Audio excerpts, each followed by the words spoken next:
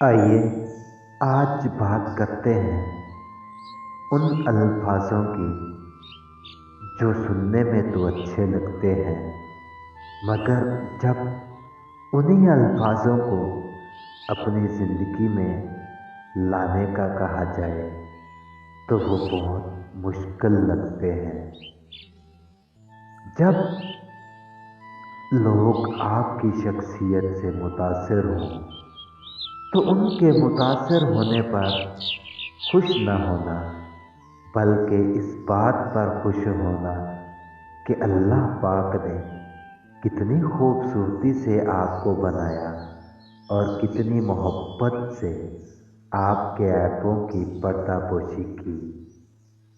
جس شخص کے اچھے دوست ہوتے ہیں وہ کبھی بھی غریب نہیں ہوتا، جس کا کوئی خواب نہیں، اس کا کوئی مستقبل نہیں۔ زبان کی حفاظت کرو، کیوں نہ کہ عزت و ذلت کی ذمہ دار یہی زبان ہوتی ہے۔ انسان ہمیشہ اپنے دوست سے اور درخت ہمیشہ اپنے پھل سے پہچانا جاتا ہے۔ سچائی ایسی دوا ہے جس کی لذت کڑوی مگر تاثیر میٹھی ہے۔ بہترین دوست وہ ہے جو تمہاری کھوئی ہوئی مسکراہٹیں، امیدیں اور حوصلے کو ڈھونڈنے میں تمہاری بھرپور مدد کرے۔ رشتے بنانے سے پہلے رشتوں کا تقدس سیکھیں۔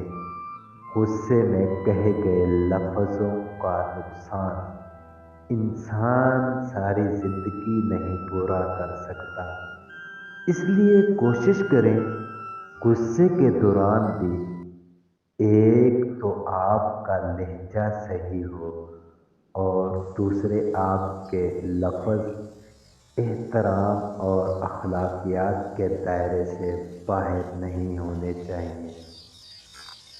کچھ لوگوں کی حقیقت اس قلم جیسی ہوتی ہے، آپ دل کے قریب جگہ دو پھر بھی داغدار کر دیتے ہیں۔ جب ایک عورت کی تدفین کی جاتی ہے تو اعلان کیا جاتا ہے نامحرم قبر سے دور ہو جائے اور اس کا محرم اسے قبر میں اتارتا ہے۔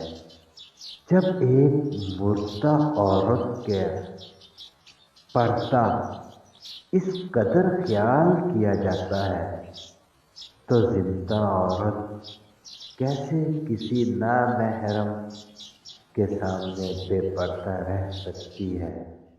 الفاظ تو کڑوے ہیں، حقیقت میں اس کے اوپر اگر عمل کیا جائے تو ہماری زندگی سنور سکتی ہے۔ ان الفاظوں کے اوپر غور کرنا اور اپنی زندگی میں لانے کی بھرپور کوشش کرنا، ہو سکتا ہے ہماری زندگی سنور جائے، ہم اس راہ پر چل پڑے جس پر چلنے کے لیے ہم ہر نماز میں دعا تو کرتے ہیں، اہدنا الصراط المستقیم، سیدھا راستہ، نیک لوگوں کا راستہ۔